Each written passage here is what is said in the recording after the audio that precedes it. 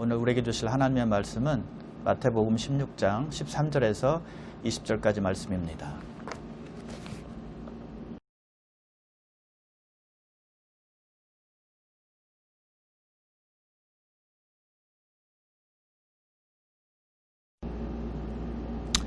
예수께서 빌립보 가이사랴 지방에 이르러 제자들에게 물어 이르시되 사람들이 인자를 누구라 하느냐 이르되 더러는 세례 요한 더러는 엘리야 어떤 이는 예레미야나 선지자 중에 하나라 하나이다.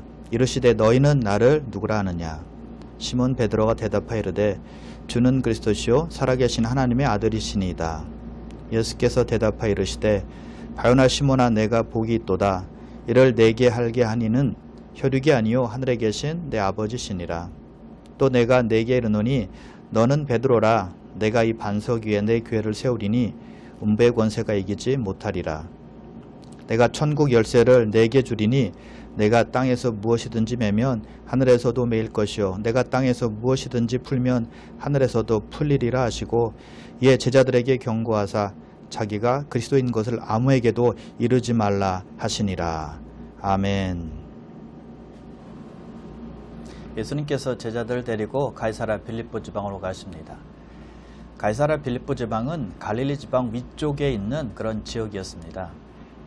예수님 시대 이스라엘 지역을 보면 세 지역으로 나눌 수 있는데요. 맨 아래가 유대 지방이었고 그 바로 위에가 사마리아 지방이었고 그리고 맨 꼭대기 북쪽이 갈릴리 지방이었습니다. 그런데 갈릴리 지역보다도 더 위에 있는 곳이 바로 가이사랴 빌립보 지방이었는데 예수님께서 제자들을 그곳으로 데리고 가신 것입니다. 가이사랴 빌립보는 예수님께서 원래 사역하는 장소와는 좀 거리가 있는 곳이었습니다. 사역의 중심지는 바로 갈릴리 지방이었다는 것이죠. 물론 예수님께서 가끔 예루살렘에 올라가셔서 사역도 하긴 하셨습니다. 그러나 사역의 중심지는 갈릴리 지역이었다는 것이죠. 자, 그런데 오늘 보니까 예수님께서 제자들을 약간 생소한 마을로 데리고 가신 것입니다. 자, 이유가 무엇일까요? 예수님께서 제자들을 그곳으로 데려가신 이유가 무엇이었을까요? 예수님께서 누구신지 그들에게 가르쳐주기 위함이었습니다. 이제 예수님께서 예루살렘에 올라가시면 죽으실 텐데 제자들이 증인의 역할을 해야 되는데 예수님께서 누구신지 정확히 모른다면 어떻게 증인의 역할을 감당할 수 있겠습니까? 그래서 예수님께서 제자들에게 예수님이 누구신지를 정확하게 알려주시기 위해서 그들을 데리고 가이사랴 빌립보 지방에 가셨던 것입니다.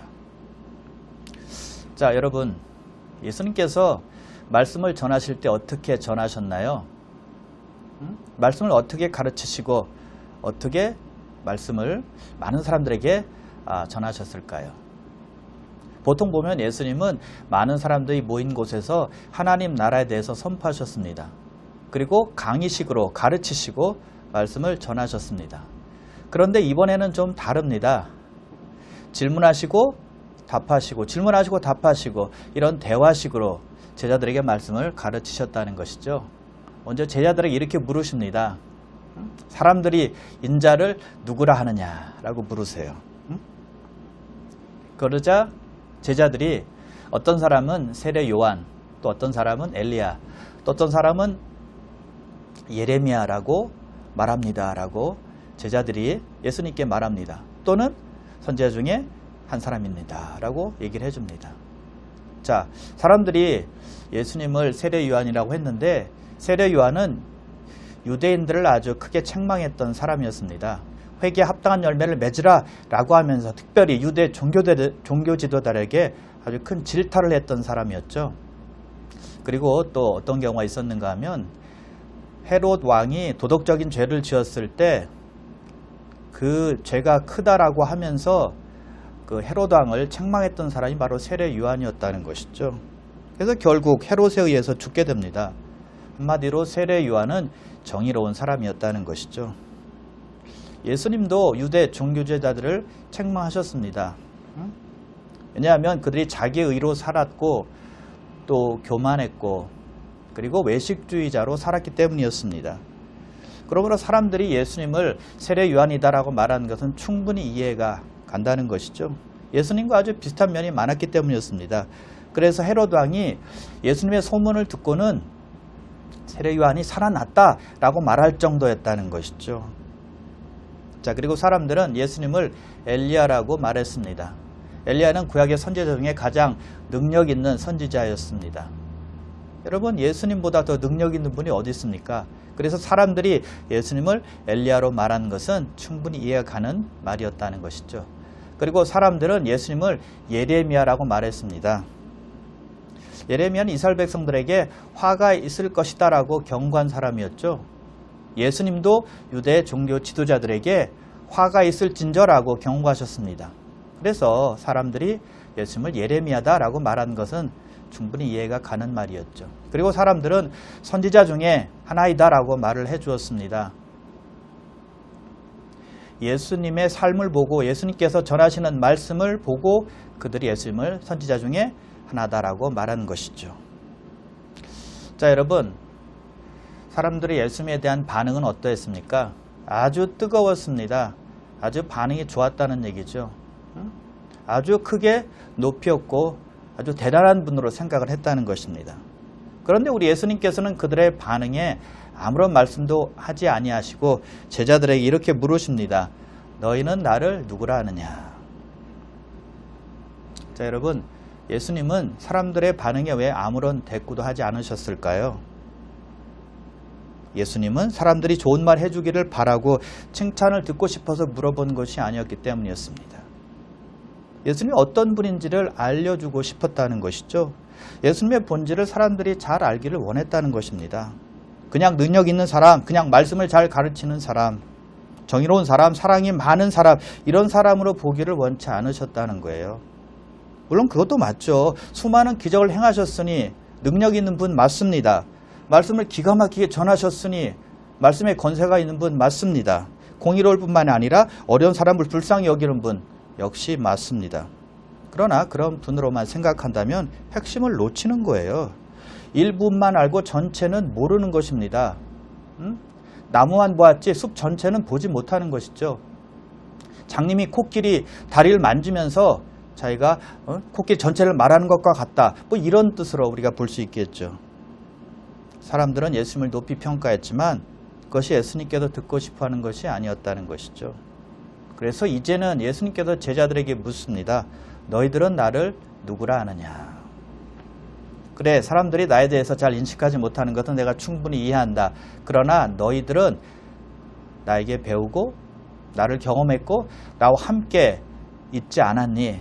그러니 이제는 너희들이 나에 대해서 말해줄 차례야 라고 예수님께서 제자들에게 물어보신 것입니다. 다른 사람들과는 다른 대답을 기대하고 물어보셨다는 것이죠. 여러분, 이 질문은요, 모든 사람이 대답해야 될 질문입니다. 너는 나를 누구라 하느냐? 예수 믿는 사람들은 누구나 다 이 질문에 대답을 해야 된다는 것이죠. 대답을 통해서 그 사람의 신앙을 검증받을 수 있기 때문입니다. 정확한 답을 하는 사람은 바른 믿음을 가지고 살아갈 수 있게 된다는 것이죠. 그런데 한 가지 분명한 것은 내가 대답을 해야 된다는 것입니다. 다른 사람들의 의견을 종합해서 참고하고 고백하는 것이 아니라는 것이죠. 어떤 사람은 남의 의견을 잔뜩 모아가지고 자기 의견처럼 말하는 분들이 있습니다. 그것은 자신의 고백이 아니라는 것이죠. 다른 사람이 어떻게 말했느냐가 중요하지 않다는 것입니다. 다른 사람의 대답이 나의 고백을 대신할 수 없다는 것이죠. 사람들의 견해가 맞든 틀리든 상관이 없습니다. 여러분과 또 제가 예수님에 대해서 정확하게 믿음을 고백하는 것이 중요하다는 것이죠. 왜요? 예수님과 나와의 관계이기 때문입니다. 자, 여러분들은 예수님의 질문에 뭐라고 답하시겠습니까? 너희는 나를 누구라 하느냐?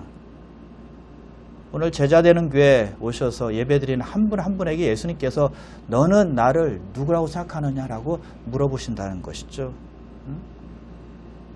여러분, 예수 믿는 사람은 이 예수님의 질문에 한 사람도 빠져나갈 수 없다는 것이죠. 다 대답을 해야만 합니다. 어느 누구도 대신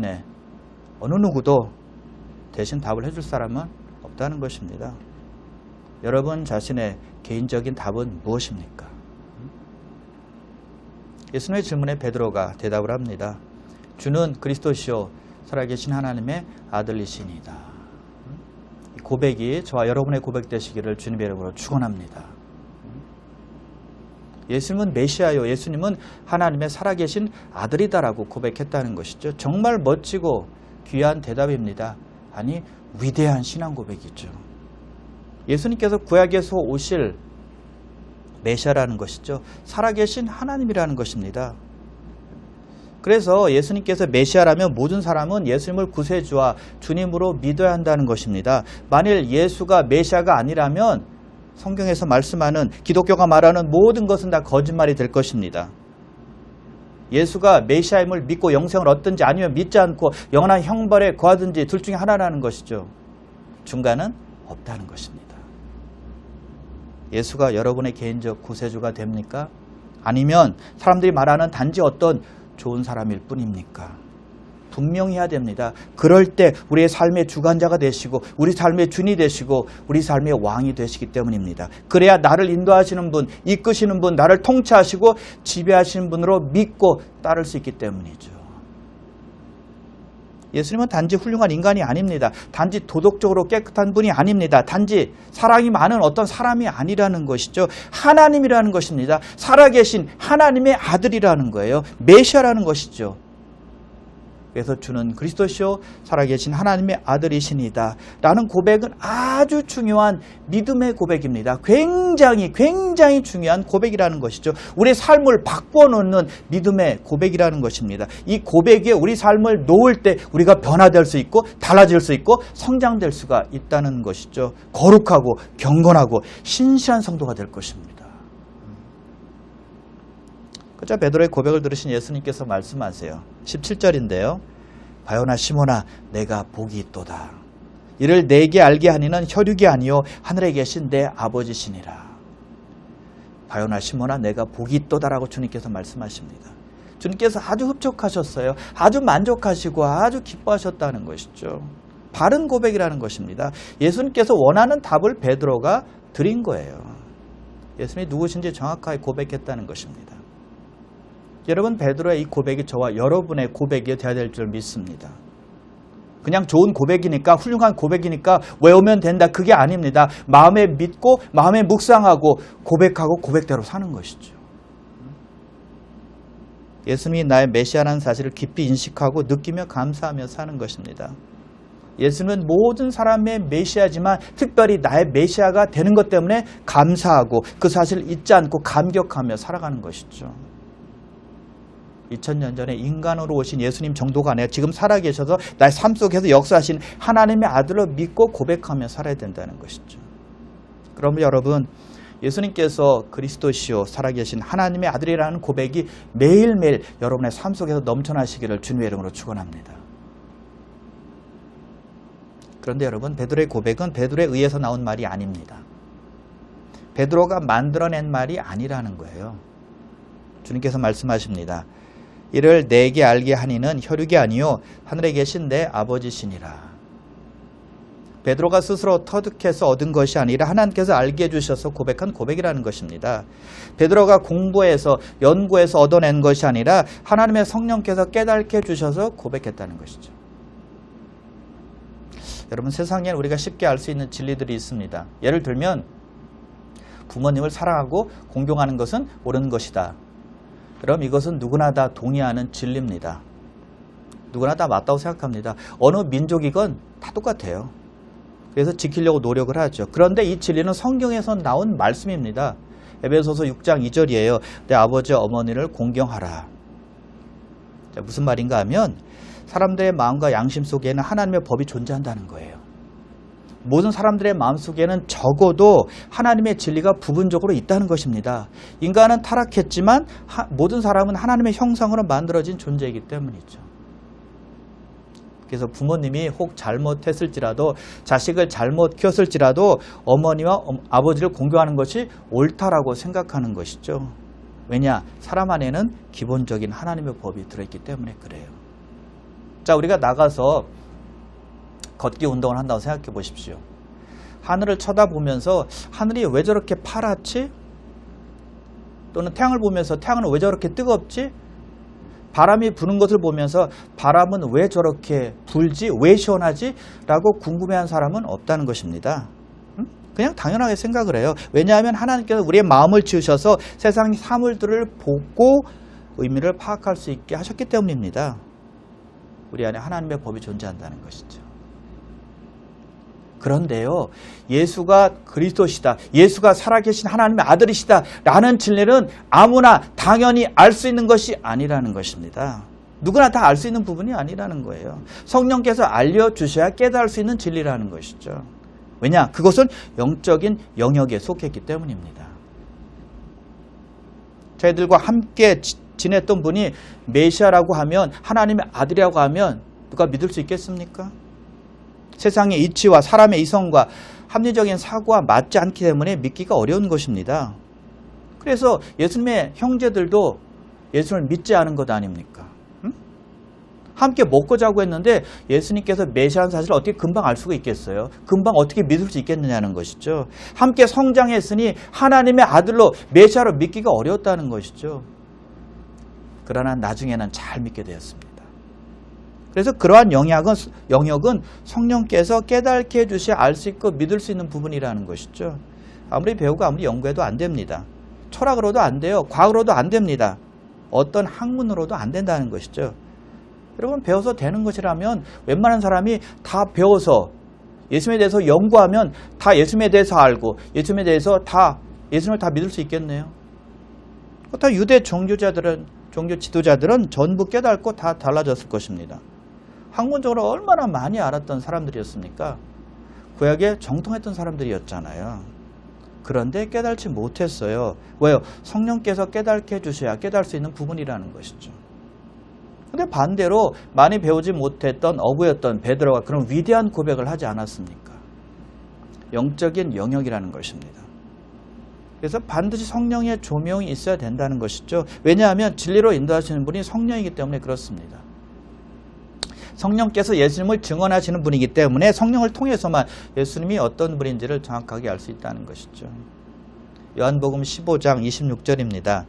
내 아버지께로부터 너에게 보낼 보혜사 곧 아버지께로부터 나오시는 진리의 성령이 오실 때 그가 나를 증언하실 것이요. 누가 예수님을 증언한다고요? 성령님이요. 요한복음 16장 13절입니다. 그러나 진리의 성령이 오시면 그가 너희를 모든 진리 가운데로 인도하시니니. 누가 모든 진리 가운데로 인도하신다고요? 성령님이라는 것이죠. 그러므로 베드로의 고백은 자신이 연구하거나 어떤 터득을 해서 얻은 것이 아니라 자기 능력으로 깨닫는 것이 아니라 성령의 조명하심으로 깨닫게 되었다는 것이죠. 성령에 의해서 진리를 알게 되었다는 것입니다. 그래서 성령께서 우리 마음을 새롭게 해주시고 우리 생각을 혁신시켜 주셔야 우리가 회개하고 예수를 믿게 된다는 것이죠. 그래야 진리 대신 예수님을 우리가 받아들일 수 있는 것입니다. 그래서 여러분, 예수 믿는 것은 아주 쉬운 일이 될 수도 있고 아주 어려운 일이 될 수도 있습니다. 깨달으면 그것은 아주 쉬운 일이지만 깨달지 못하면 가장 어려운 일이 예수 믿는 일이 된다는 것이죠. 그러므로 예수 믿는 사람들은 성령께서 인도해 주셔서 믿게 되었다는 사실을 믿으시길 바랍니다. 아무나 고백하고 아무나 믿게 되는 것은 아니라는 것이죠. 자, 그리고 예수님께서 베드로에게 말씀하세요. 18절인데요. 또 내가 네게 이르노니 너는 베드로라. 내가 이 반석 위에 내 교회를 세우리니 음부의 권세가 이기지 못하리라. 예수님께서 이 반석 위에 교회를 세우시겠다라고 말씀하십니다. 교회를 어디에다 세우신다고요? 이 반석 위에. 자, 그렇다면 교회가 베드로 위에 세워지는 것입니까? 아니죠. 자, 그런데 너는 베드로라. 내가 이 반석 위에 교회를 세우리니 라고 말씀하셨기 때문에 베드로를 반석으로 생각을 해서 교회가 베드로 위에 세워진다 라고 생각할 수 있습니다. 헬라어로 보면 베드로가 페트라스인데 돌이라는 뜻입니다. 그래서 베드로가 돌이니까 그 돌 위에 예수님께서 교회를 세우신다라고 해석하는 분들이 있습니다. 자, 에베소서 20장 20절인데요. 너희는 사도들과 선지자들의 터 위에 세우심을 입은 자라. 그리스도 예수께서 친히 모퉁이 돌이 되셨느니라. 베드로를 중심으로 한 사도들과 선지자들의 터 위에 성도들이 세움을 받았다라고 말씀을 합니다. 초대교회가 사도들을 중심으로 세워졌다는 얘기예요. 자, 그런 의미에서 예수님께서 이 반석 위에 교회가 세워진다라고 말씀하셨다라고는 볼 수 있습니다. 사도행전에 보면 예루살렘 교회가 세워졌을 때 사도 베드로가 성령 충만해서 설교했는데 무려 사람들이 회개하고 믿은 사람들이 3,000명이나 되었습니다. 다 유대인들이었습니다. 그리고 사도행전 10장에 보니까 베드로가 고넬료 가정에 가서 복음을 전파했습니다. 그때 성령께서 그 가정에 임했다라고 성경은 말씀하고 있습니다. 고넬료는 이방인이었죠. 그래서 베드로는 유대인들과 이방인들에게 복음 전파를 하기 위한 기초를 놓은 것입니다. 베드로가 초대교회의 기둥의 지도자로 잘 역할을 했다는 것이죠. 그런 의미에서 베드로가 예루살렘 교회에서 반석의 역할을 했다라고 우리는 볼 수가 있는 것이죠. 그렇다고 해서 교회가 베드로 위에 세워진다라는 말은 아니라는 거예요. 방금 전에 읽은 에베소서 2장 20절에 보면 그리스도 예수께서 친히 모퉁이 돌이 되셨느니라라고 분명히 말씀하고 있습니다. 모퉁이 돌이 예수님이라는 것입니다. 모퉁이 돌이 베드로가 아니라는 겁니다. 그래서 반석이 예수 그리스도가 된다는 것이죠. 그리고 고린도전서 3장 11절에 보면 이 터가 곧 예수 그리스도라라고 말씀하고 있습니다. 그래서 교회는 예수 그리스도의 터 위에, 예수 그리스도의 기초 위에, 예수 그리스도의 파운데이션 위에 세워진다라고 말씀하고 있다는 것이죠. 베드로가 반석이 아닌 것을 헬라어를 통해서 다시 한번 살펴보면 베드로는 페트라스라고 했죠. 그것은 큰 돌이 아니라 아주 작은 돌을 가리킵니다. 그런데 이 반석이 내 교회를 세우리니 에서 반석이란 헬라어는 페트라라는 단어입니다. 이것은 큰 돌, 락을 말하는 것이죠. 베드로가 교회 반석이 아니라는 것입니다. 단지 교회가 시작될 때 기초 역할을 한 것입니다. 그래서 교회의 반석은 예수 그리스도가 된다는 것이죠. 여러분, 그리고 우리 믿는 사람들도 돌이라는 사실을 아십니까? 베드로전서 2장에 보면 너희도 산돌같이 신령한 짐으로 세워지고 라고 말씀하고 있습니다. 예수님께서 반석이 되셔서 그 반석의 교회가 세워지면 주는 그리스도시요 살아계신 하나님의 아들이라고 고백하는 모든 성도들이 산돌들이 되어서 신령한 짐으로 세워지는 역할을 한다는 것입니다. 예수님께서 반석이 되시고 우리는 작은 돌들이 되어서 하나님의 집을 세우는 부분들이 된다는 것이죠. 여기서 보면 예수님은 교회라는 말을 처음 사용하고 계신데요. 이 교회는 하나의 교회를 말하는 것입니다. 우주적인 교회를 말하는 거예요. 신약 성경에 나오는 교회들은 대부분 지역 교회들을 가리킵니다. 그런데 주님께서 말씀하시는 이 교회는 전 세계에 흩어져 있는 모든 수많은 지역 교회들을 다 포함한 하나의 교회라는 것이죠. 우주적인 교회입니다. 모든 성도를 다 포함하는 교회라는 것입니다. 예수를 그리스도로 시인하고 살아계신 하나님의 아들로 고백하는 사람들의 모임이라는 것이죠. 그렇게 고백하는 모든 사람들이 우주적인 교회에 속하게 된다는 것입니다. 자, 그런데 그 교회는 어떤 교회일까요? 오늘 본문이 세 가지를 증거하고 있습니다. 예수님께서 내 교회를 세우리니 라고 말씀하고 있죠. 예수님이 교회이지 사람의 교회가 아니라는 것입니다. 만약 어떤 사람이 교회를 자기 교회라고 우기고 교회를 좌지우지한다면 그 사람은 교회에 대해서 전혀 모르는 사람입니다. 정말 무지한 사람이죠. 그리고 두 번째로는요, 교회는 그리스도께서 세우시는 것입니다. 세움의 주체가 예수님이라는 것이죠. 그래서 성경은 교회의 머리가 예수 그리스도다라고 분명히 말씀하고 있는 것입니다. 그리고 세 번째, 교회가 우리에게 알려주는 것은요, 음부의 권세가 이기지 못한다는 것입니다. 음부의 권세는 사탄을 나타냅니다. 사탄이 교회를 이기지 못한다는 것이죠. 왜 이기지 못할까요? 교회는 하나님의 아들 예수 그리스도 위에 세워졌기 때문입니다. 만일 베드로 위에 세워졌다면 그 교회는 금방 무너지고 말 것입니다. 자, 좀 더 자세히 말한다면 음부의 권세는 쉽게 말하면 죽음의 권세입니다. 그런데 예수님께서 부활하심으로 죽음을 정복하셨습니다.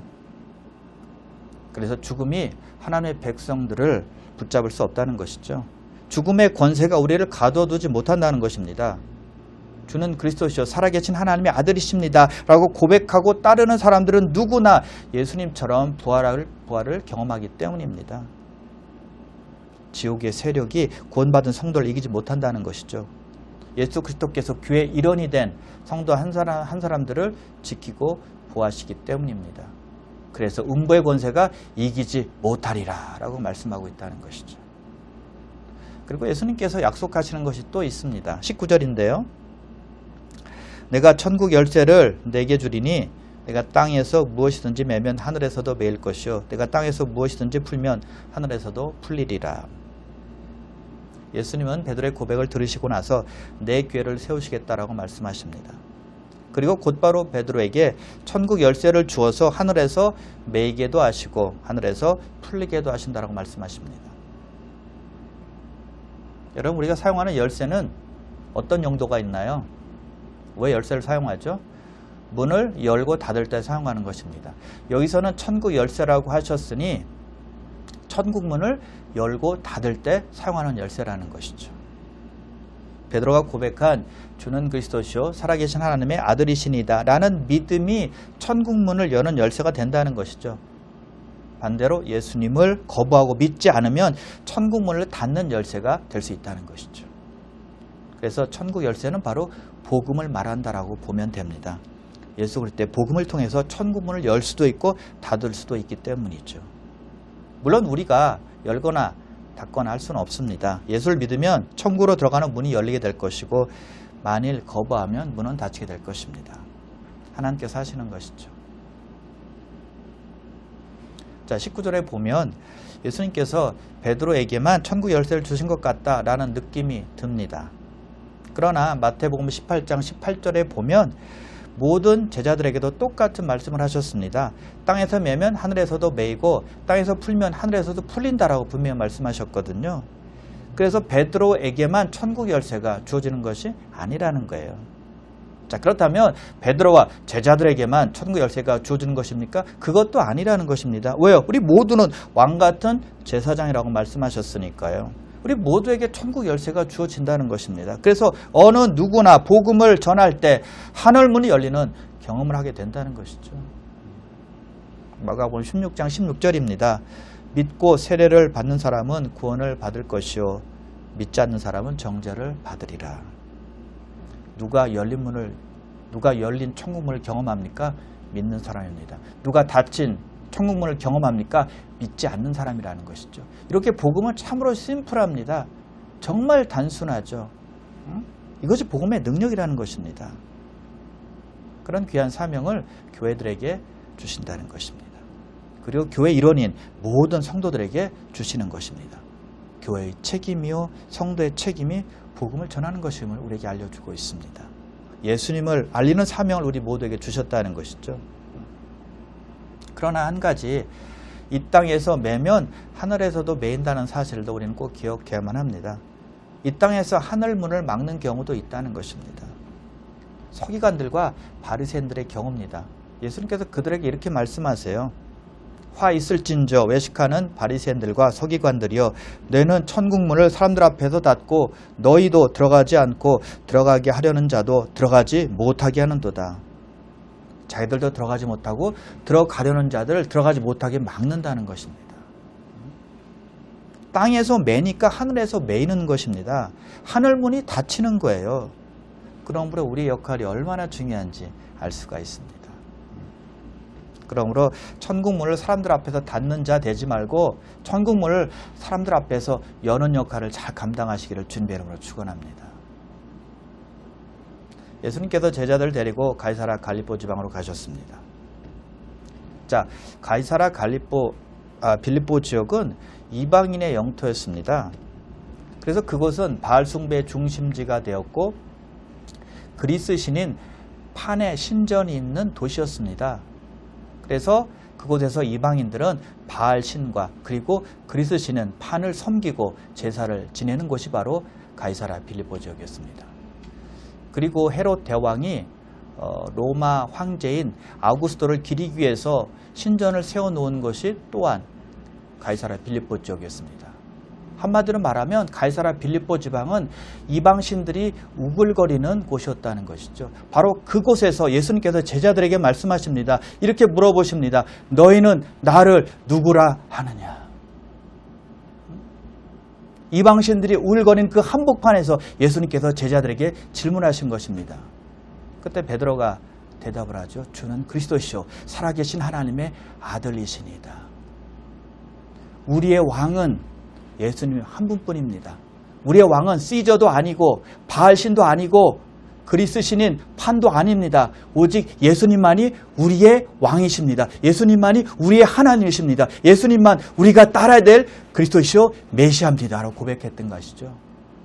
우리 예수님께서 얼마나 기뻐하셨는지 모릅니다. 바요나 시몬아 내가 복이 있도다 라고 하시면서 아주 흡족해 하셨다는 것이죠. 여러분 이제는 예수님의 질문에 우리가 답해야 합니다. 너는 나를 누구라 하느냐 라고 물어보실 때 여러분 뭐라고 대답하시겠습니까? 주는 그리스도시요 살아계신 하나님의 아들이시니다 라고 고백해야 될 줄을 믿습니다. 그런데 여러분 그런 고백에서 끝나는 것이 아니라 그 고백이 삶에 나타날 수 있도록 해야만 합니다. 그 고백이 삶의 중심이 되고 그 고백이 삶의 지침이 되고 그 고백이 삶의 방향, 삶의 목적이 되어야 된다는 것이죠. 우리가 사는 이 세상에는 시저 없습니다. 바알신도 없습니다. 그리스 신인 판도 없습니다. 그렇다고 이방신이 없습니까? 그렇다고 우상이 없습니까? 있습니다. 우리 주위에 너무나 많이 있습니다. 그리고 우리 마음 한 구석에도 존재하고 있다는 것이죠. 그 신들이 우리를 유혹할 때, 그 신들이 우리의 마음을 장악하려고 할 때 우리는 외쳐야만 합니다. 선포해야만 된다는 것이죠. 오직 예수님만이 그리스도시라고, 오직 예수님만이 나의 왕이시라고, 오직 예수님만이 나의 하나님이 되신다고. 세상의 모든 신들은 다 거짓 신이고 다 죽은 신이지만 오직 예수님만이, 우리가 믿는 하나님만이 살아계신 하나님이라고, 유일한 신이라고 믿고 따르는 것이죠. 그 믿음을 가지고 우리가 살아야 한다는 것입니다. 그 하나님을 붙들고 의지하고 그 하나님을 자랑하고 하나님께 영광 돌리는 삶이 우리의 삶이 되어야 한다는 것입니다. 그러면 여러분, 주는 그리스도시요 살아계신 하나님의 아들이시니다 라는 그 고백 위에서 사시고 그 고백의 대상인, 또 고백의 주인공인 예수님을 더욱더 나타내고 예수님을 증거하고 예수님을 자랑하는 그런 귀한 삶 사시기를 주님의 이름으로 축원합니다. 기도하겠습니다.